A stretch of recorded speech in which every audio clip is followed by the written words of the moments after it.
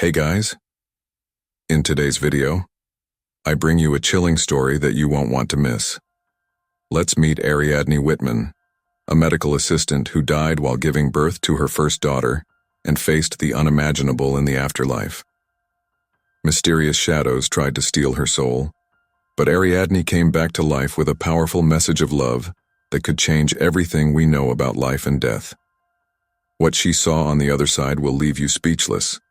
So, before we start, leave your like, subscribe to the channel so you don't miss any content like this, and activate the bell to receive all notifications. Now get ready for this intense and exciting journey. My name is Ariadne Whitman, and I'm here to share with you an experience that completely changed my life 24 years ago. At that time, I was 28 years old and had just graduated as a medical assistant.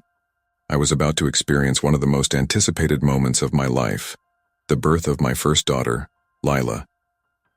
Little did I know that this event would not only give me a new life to care for, but would also take me on a journey beyond the limits of existence itself. I have always been a practical person, with my feet on the ground.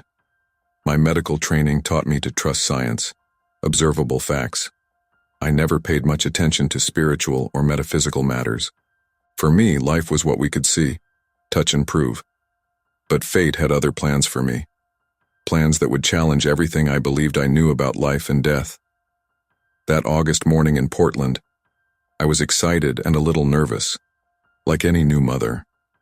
My husband, Ethan, was by my side, holding my hand and giving me complete support. My mother was also present, bringing with her that comforting energy that only mothers have. The hospital was busy, full of sounds familiar to me: heart monitors, doctors' hurried conversations, the constant coming and going of nurses. It was a scenario I knew well, but this time, I was the patient. I remember looking out the window and seeing the sun shining outside. It was a beautiful day, perfect for bringing new life into the world. I felt prepared. After all, I had medical knowledge. I was in a good hospital, surrounded by competent professionals. What could go wrong? But life has a funny way of surprising us, doesn't it? In a matter of minutes, what should have been a moment of pure joy turned into a fight for survival. And it was in this struggle that I experienced something that would forever change my understanding of life, death, and everything in between. What happened that day wasn't just a complicated birth or an ordinary near-death experience. It was a journey that took me beyond the limits of our physical world, showing me truths I never imagined existed. It is this journey that I want to share with you today, a story about life, death, love, and the true purpose of our existence. It all started so suddenly that, even today, when I remember those moments, I feel a pang of anxiety. The contractions had started, and I was feeling confident. After all, I had prepared for this. I knew exactly what to expect, or at least he thought he knew. As the contractions intensified, something began to change. It was a strange sensation, unlike anything I had learned or experienced before. Suddenly, I felt a sharp pain in my chest, completely disconnected from the contractions.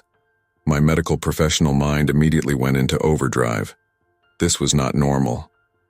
I looked at my mother, who was next to me, trying to find words to express what I was feeling.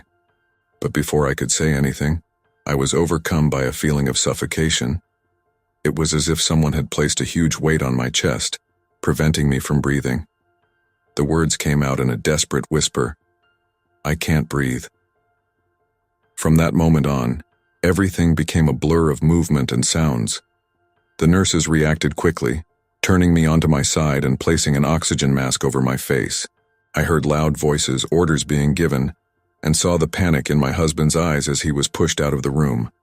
The sound of code blue echoed through the halls, a sound I knew all too well. But this time, it was for me. I was the one in danger. The last thing I remember seeing was my doctor's worried face as they rushed me to the operating room. They needed to do an emergency C-section to save my daughter. In that moment, struggling to breathe, feeling my body fail, I experienced a fear I had never felt before. It wasn't just fear for myself, but a deep terror for the well-being of my unborn daughter. And then, just as quickly as it had started. Everything stopped. The pain, the fear, the struggle to breathe. It all disappeared in an instant. It was replaced by a feeling of peace so deep and complete that it is difficult to describe in words. It was as if someone had wrapped me in a soft, warm blanket, pushing away all my fears and worries. I opened my eyes, expecting to see doctors around me, but what I saw left me perplexed. I was looking down, seeing my own body lying on the operating table. Doctors moved frantically around me, trying to revive me. I could see everything with surprising clarity, every detail, every expression on their faces. But the strangest thing of all was that I didn't feel scared or panicked. I was curious. I watched the scene as if it were a movie, disconnected from any strong emotion. It was at that moment that I realized I had died. The feeling of being outside my body was surreal.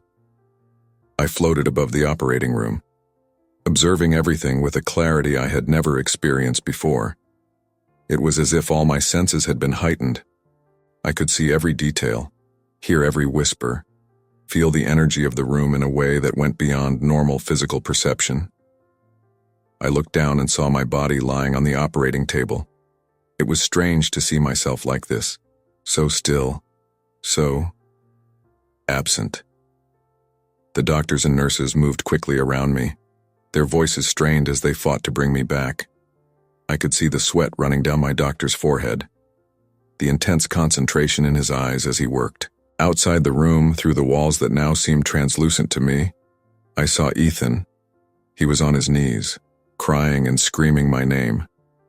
My mother hugged him, trying to comfort him, but I could see the fear in her eyes too. I wanted to tell them I was fine, that they didn't need to worry, but there was no way to communicate.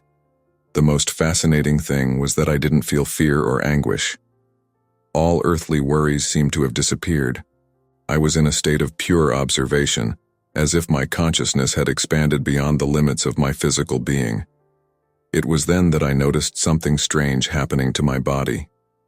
Small black particles began to rise from him, forming a sort of dark cloud above the operating table. I didn't know what it meant, but somehow, I understood that it was residue from all the worries, fears, and negativities I had carried throughout my life. It was as if my being was purifying itself. As I watched this surreal scene, I felt a slight tug coming from my left. It was subtle but unmistakable.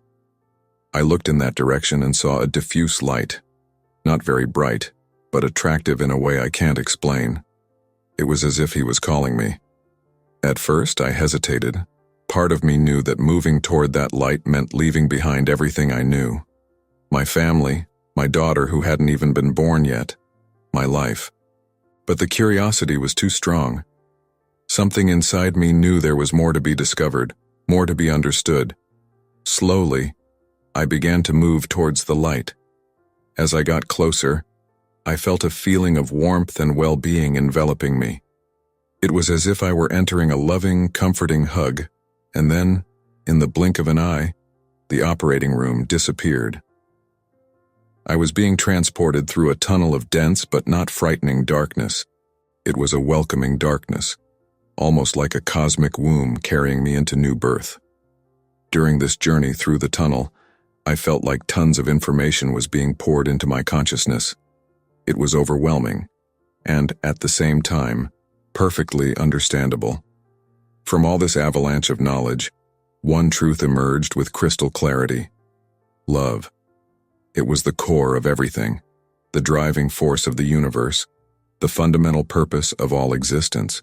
As I passed through this tunnel of knowledge and love, I realized that I was about to experience something beyond my human understanding. I was about to enter a realm where the rules of reality I knew no longer applied. And, strangely enough, I was at peace with that. Emerging from the tunnel was like waking up from a deep dream, except I was more awake than I had ever been in my life.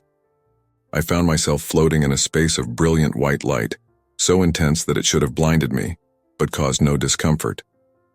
It was as if my eyes, or whatever I was using to perceive, had adapted to this new reality. In this space, there were no defined limits or shapes. It was infinite in all directions, And yet, it was not empty. It was filled with a pulsating, vibrant energy that I could feel permeating every part of my being. And then, something incredible began to happen. The answers to every question I had ever asked in my life began to flow to me. It was as if the universe itself was opening up, revealing its deepest secrets. I understood the why of things, the reason behind every event, every choice, every moment of joy and pain in my life. It all made sense in a way it never had before. But of all these revelations, one truth stood out above all others. Love.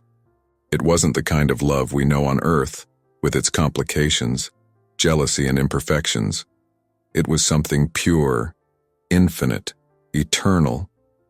It was the force that united all things, that gave meaning to existence. At that moment, I understood that love was not just a feeling, but the very fabric of the universe. It was the reason we existed, the purpose of all life. There was no judgment in this love, just total and complete acceptance. I felt embraced by him, as if every part of me, including those I considered flaws or weaknesses, was perfectly accepted and loved. It was a feeling of fulfillment that I had never experienced before. All the fears, doubts, and insecurities I carried simply dissolved. I felt complete, at peace, united with everything that existed. As I absorbed this revelation, I began to notice other presences around me. They were not defined forms, but rather consciousnesses, entities of pure energy and light. They didn't speak, but I could feel their wisdom, their unconditional love. It was as if they were there to guide me, to help me understand everything I was experiencing. Among these luminous presences, I noticed darker, indistinct figures. They seemed lost, confused, as if they didn't belong in that place of light. One of these figures, which appeared to be of a small boy, caught my attention. He looked like he needed help, and my instinct was to approach him. But as soon as I started moving towards it, I felt something wrong. The luminous entities around me seemed to be warning me, although not with words. It was a sense of caution, a silent warning. In that moment, I understood that even in this realm of light and love, there were challenges and dangers. Not everything was what it seemed, and I still had a lot to learn. I was about to face a test, a choice that would define not only my destiny, but perhaps the purpose of my existence. As I hesitated, torn between the desire to help the boy and the silent warning of the luminous entities, the shadowy figures began to move towards me. It was a slow movement at first, almost imperceptible, but it soon became impossible to ignore. As they approached, I felt a change in the environment around me. The bright light that surrounded me began to dim, as if it was being absorbed by these shadows. A cold feeling began to spread through me, something I hadn't felt since leaving my physical body. I tried to step back but found that I was almost paralyzed. The shadows continued to advance, and with each step they took towards me, I felt my energy draining away. It was as if they were sucking the very essence out of my existence. The boy, who before seemed to need help, now approached along with the other shadows. There was something wrong with his movements, something unnatural. His eyes, which I could finally see, were empty, lifeless. I then realized that it wasn't really a child, but something that had taken this form to attract me. The closer these entities got, the more I felt my consciousness fragmenting. It was as if pieces of me were being ripped away, memories and feelings dissipating into the darkness that now surrounded me. I tried to scream, to call for help, but there was no sound in this place, just an oppressive silence that seemed to swallow everything. It was in this moment of despair that I felt an invisible force pull me back. It was as if someone had thrown a rope of light around me and was pulling me away from danger. In a matter of seconds, I was ripped from that terrifying scene and thrown back through what seemed to be a tunnel of light. This time, the journey was shorter and more intense. I could feel the speed at which I was being transported, as if I were being thrown through the very fabric of the universe. Colors and shapes passed me by in an indistinct blur, until suddenly everything stopped. When I finally managed to get my bearings, I realized that I had emerged into a completely different place. It was no longer the white, luminous void, nor the threatening darkness of shadows. It was something entirely new and surprisingly familiar at the same time. I found myself in a breathtaking landscape. The sky above me was such a deep, vibrant blue that it seemed almost unreal. Green hills stretched as far as the eye could see, covered in grass that seemed to pulse with a life of its own. Flowers of impossible colors swayed gently in the wind, spreading a sweet, comforting scent through the air. The most extraordinary thing was the sense of connection I felt with everything around me. It wasn't like I was simply in a garden. I was the garden. I could feel every stone, every leaf, every ray of sun, as if they were extensions of my own being. It was a feeling of completeness and bliss that I had never experienced before. As I took in the beauty and peace of this place, I began to understand that I had narrowly escaped great danger. The shadows that tried to capture me represented something that I didn't fully understand, but I knew instinctively that they were a threat to my existence, to my essence. This new realm I had been transported to seemed to be a place of healing and renewal. I could feel my energy restoring, the parts of me that had been affected by the shadows slowly being put back together. It was then that I noticed, in the distance, the presence of beings unlike anything I had ever seen. They were elongated, almost transparent figures that radiated an energy of peace and wisdom. They didn't come any closer, but I could feel they were there to guide me, to help me understand what had happened and what was to come. As I watched these beings, a certainty began to form in my mind. My journey was not yet over. There was more to learn, more to experience. And somehow, I knew that the choices I made next would have an impact not just on me, but on something much bigger than I could ever imagine. The landscape that stretched out before me was of indescribable beauty, surpassing anything I had ever seen or imagined in my earthly life. The sky above was a blue so deep and vibrant it seemed almost palpable, dotted with clouds that changed shape and color in a gentle, mesmerizing way. The verdant hills gently undulated to the horizon, covered in grass that seemed to emit its own soft light. Every leaf, every bud pulsed with a vital energy that I could feel resonating through my entire being. It was as if the earth itself was alive and conscious. Scattered everywhere were flowers of surreal beauty. Their colors were impossible to describe with earthly words, shades that went beyond the spectrum that my human eyes had never been able to perceive. Some seemed to emit music as they moved in the gentle breeze, a delicate symphony that echoed across the landscape. Majestic trees stood here and there, their dense foliage offering shade and comfort. Their trunks seemed to contain ancient stories, and I had the feeling that if I concentrated hard enough, I could hear the wisdom they had to share. Crystal clear streams meandered between the hills, their waters so clear they seemed almost invisible, except for the soft glow they gave off. The sound of running water blended harmoniously with the music of the flowers and the whisper of the wind, creating a natural symphony that soothed and invigorated my soul. But most extraordinary of all was the sense of connection I felt. It wasn't as if I was simply observing this magnificent landscape. I was an integral part of it. I could feel the energy flowing through every blade of grass, every flower petal, every drop of water. It was as if my consciousness had expanded to encompass the entire garden. When I moved, it was not with physical steps, but with thought. All I had to do was want to be in a place, and I instantly found myself there.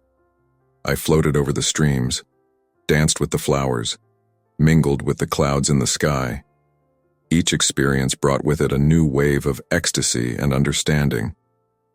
As I explored this celestial realm, I began to notice that it responded to my thoughts and emotions. When I felt happy, the flowers around me seemed to bloom more brightly. When I reflected on the experiences I had had so far, the sky changed color, reflecting the depth of my contemplations. It was at this moment that I truly understood the concept of interconnection. In this heavenly garden, there was no separation between me and my surroundings. We were all part of a greater whole, united by bonds of energy and consciousness that transcended any earthly notion of individuality. This realization brought with it a deep peace and a sense of purpose. I understood that every action, every thought, every emotion had an impact on the whole. The responsibility that came with this knowledge was both frightening and inspiring. As I took in all these sensations and realizations, I noticed that the ethereal beings I had seen before were approaching. Her presence radiated an energy of wisdom and compassion that made me feel instantly welcomed and safe. I knew they were there to guide me, to help me understand the next step in my journey. And although part of me wanted to remain in this heavenly garden forever, exploring its infinite wonders, another part was eager to discover what more there was to learn and experience. With a mix of reverence and expectation, I prepared myself for whatever these beings had to show or teach me. Something told me that the revelations that were to come would be even more profound and transformative than anything I had experienced so far. As the ethereal beings approached, I was able to observe them in more detail. They were entities of pure light, with no defined physical form, but with a presence so palpable that I could feel the energy emanating from them. Their forms, if I can call it that, were elongated and fluid, subtly changing as they moved, as if they were made of liquid light. There were no discernible faces, but I could feel them watching me with an intensity that was both comforting and a little intimidating. It was as if they could see through me, knowing every thought, every emotion, every experience I had ever had. When they finally stopped in front of me, I realized there were 3 of them. Although they were similar in appearance, each emanated a slightly different energy. The first conveyed a sense of ancient wisdom, as if he had witnessed the birth and death of countless universes. The second radiated pure compassion, an unconditional love that enveloped me like a warm hug. The third had a more neutral energy, like an impartial observer. I waited for them to speak, but I soon realized that communication here didn't work like it did in the physical world. There were no words being exchanged, no sounds being made. Instead, I felt a wave of thoughts and emotions flowing from them to me, as clear and understandable as any language I had ever known. The first being began to share with me visions of the universe, its creation, its expansion, its cycles of life and death. I saw galaxies being born and dying, entire civilizations arising and disappearing in the blink of a cosmic eye. I understood that my life, which had once seemed so important and central, was just a small thread in the infinite tapestry of existence. The second being then enveloped me in a wave of pure and unconditional love. It was a love that went beyond anything I had ever experienced on Earth, a love that accepted every part of me, including those that I myself had difficulty accepting. At that moment I understood that this love was the fundamental force of the universe, the energy that united all things. The third being, the observer, then showed me my own life, not as a linear series of events, but as an interconnected whole. I saw how every choice I made, every interaction I had, created ripples that affected not only my life, but the lives of countless others. I understood the true nature of free will and the responsibility that comes with it. As I absorbed all these revelations, I felt a profound shift occurring within me. It was as if veils of ignorance were being removed, allowing me to see reality with a clarity I never imagined possible. It was then that the beings began to show me something more, something that made my heart, or whatever I had in this state, tighten with emotion. I saw my unborn daughter, Lila, waiting to come into the world. I saw Ethan, my husband, and my mother, both in distress, praying for me in the hospital. At that moment, I understood that I was being offered a choice. I could stay in this realm of light and love, continue my spiritual journey, exploring the wonders of the universe, or I could return to my earthly lifeline with all its joys and pains, its challenges and triumphs. The beings did not pressure me in any direction. His presence was supportive and neutral, making it clear that the decision was entirely mine. But I also felt that whatever I chose, it would carry with it a responsibility. As I contemplated this monumental decision, I felt the weight of everything I had learned and experienced up to that point. I knew that, regardless of the path I chose, nothing would be the same as before. I had been transformed in ways I was barely beginning to understand. With a heart full of gratitude for the wisdom shared and the love shown, I prepared to make my choice. A choice that, I knew, would define not only my destiny, but potentially the destiny of many others. Faced with this monumental decision, I felt the weight of everything I had experienced and learned up to that point. On the one hand, there was the promise of eternal peace, of continuing to explore the mysteries of the universe, of merging with this energy of unconditional love that permeated everything. It was tempting, the idea of H leaving behind all the pains and challenges of earthly life. On the other hand, there was Lila, my unborn daughter, Ethan, my desperate husband, and everyone else I loved and who depended on me in some way. There was also the realization that my journey on earth was not yet complete, that there was more for me to learn, and, perhaps more importantly, more for me to share. As he pondered, the spiritual beings remained silent, their presence a comforting constant. There was no judgment in her energy, just acceptance and support, whatever my decision. I closed my eyes, even though I no longer had a physical body, and allowed myself to feel. I felt the love I had for my family, the desire to see my daughter grow up, to grow old with Ethan. I also felt the responsibility that came with the knowledge I had acquired. How could I keep this to myself? It was then that a profound realization hit me.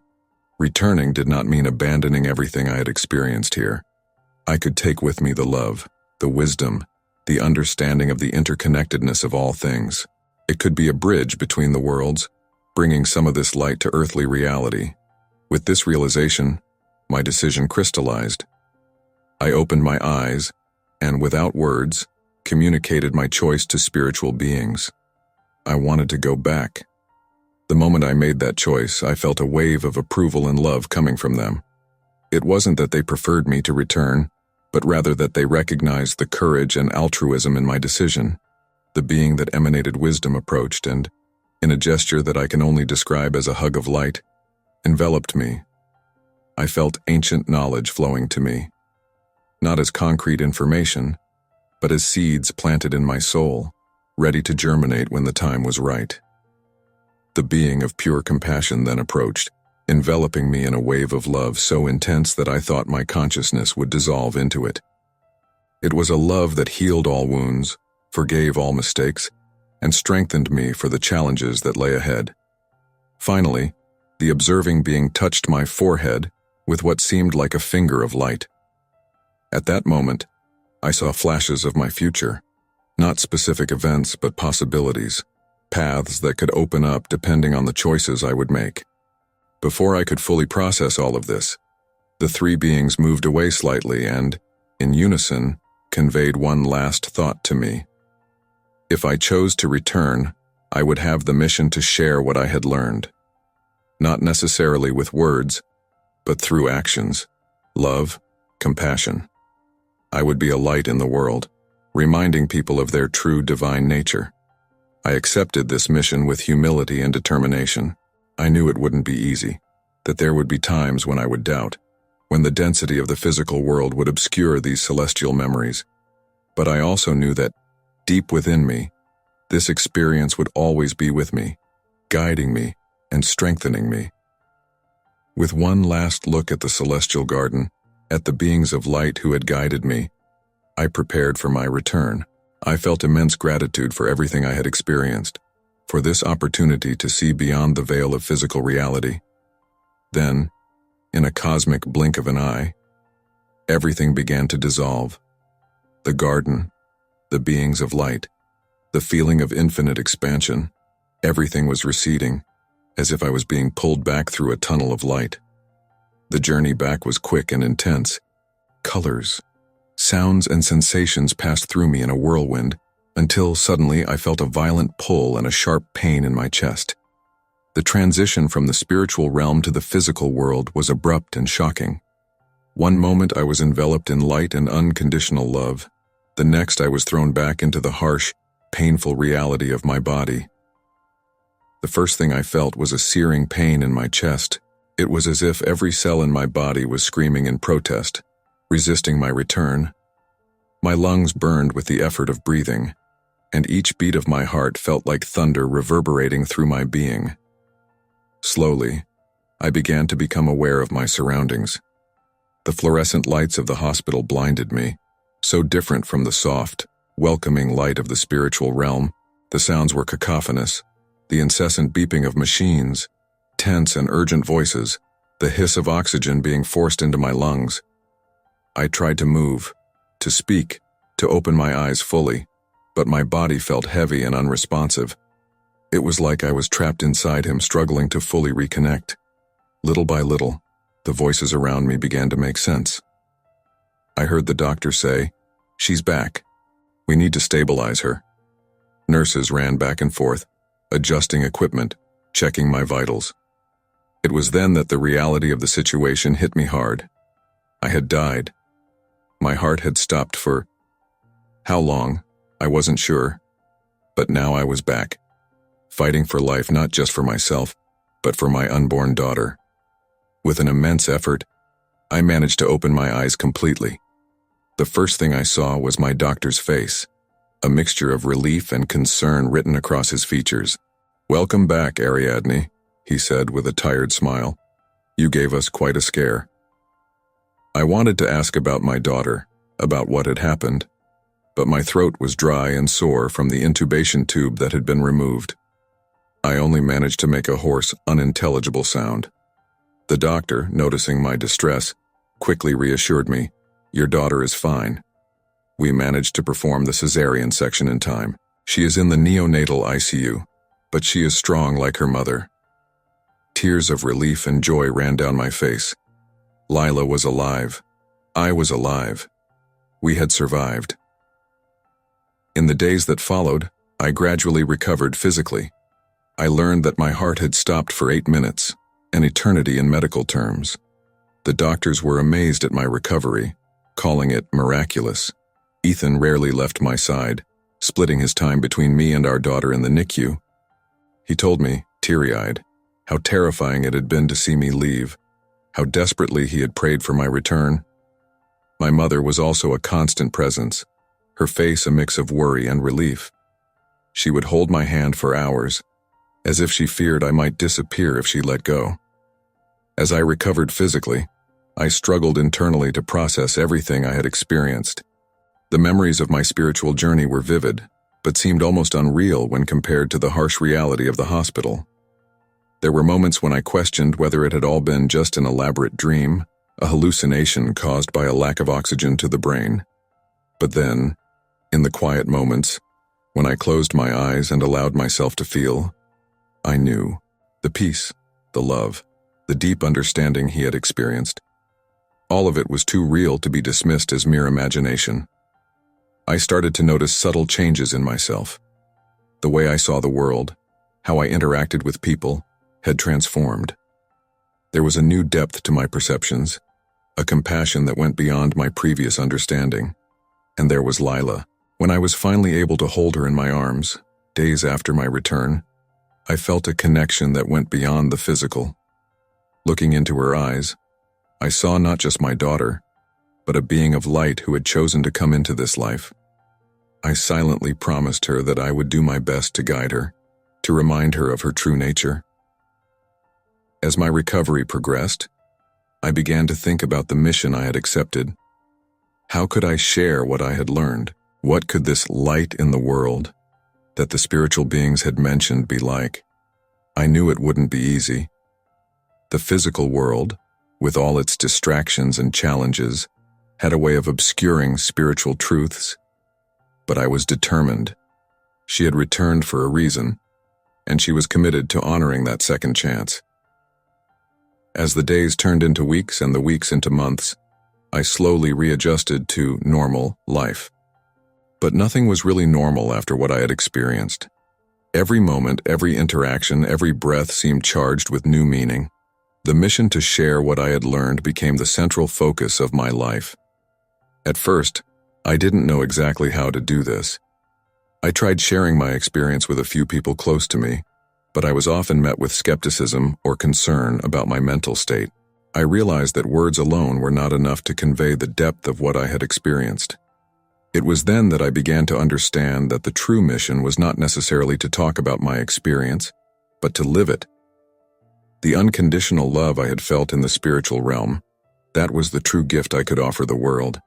I started with small acts of kindness, a genuine smile for a stranger on the street, listening with real attention when someone spoke, offering help without expecting anything in return. Little by little, I noticed these small actions creating ripples of positivity around me. In my work as a medical assistant, I have found a new depth of compassion. Each patient was not just a set of symptoms, but a complete being with their own journey and challenges. I began incorporating holistic healing practices into my work, recognizing the deep connection between body, mind, and spirit. At home, my relationship with Ethan transformed. Although he could not fully understand my experience, he noticed the change in me and responded with his own openness and love. Together, we create a home based on mutual understanding and deep respect. Lila's creation became a spiritual journey in its own right.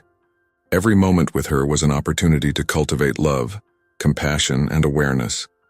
From an early age, I taught her about the interconnectedness of all things, about the importance of kindness and respect for all forms of life. As the years passed, I found ways to expand my influence. I started offering workshops on meditation and energy healing. I have written articles about the importance of compassion in healthcare. Eventually, I summoned the courage to write a book about my near-death experience, focusing not on the sensational details, but on the lessons of love and unity I had learned. It wasn't always easy. There were days when the density of the physical world seemed to completely overshadow the memories of my spiritual experience. Times when I doubted, when fear and uncertainty threatened to overwhelm me, but in those moments, I would close my eyes, take a deep breath, and reconnect with that feeling of unconditional love I had experienced. Over time, I started to notice changes not just in myself, but in the people around me. Friends and family commented on the peace they felt in my presence. Patients reported healing experiences that went beyond the physical. Lila grew up as a compassionate and aware young woman, touching lives with her own light. Today, 24 years after that transformative experience, I look back with deep gratitude. Gratitude for the second chance I received, for the opportunity to be an instrument of love in this world. I know that my journey is far from over, that there is still a lot to learn and share. Each day I strive to honor the gift of life I have been given, to be a living reminder that we are all, deep down, beings of light and love.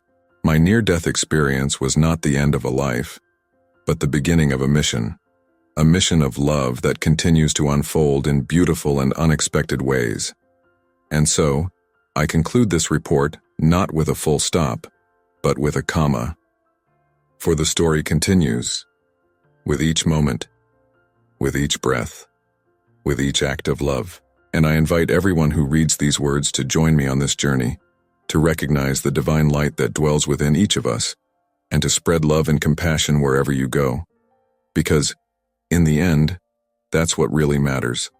That's what we're here for. If you liked this beautiful spiritual testimony, leave a like, comment on your impressions, subscribe to the channel, and don't forget to activate the notification bell to watch each new video and help us spread this message to a greater number of people.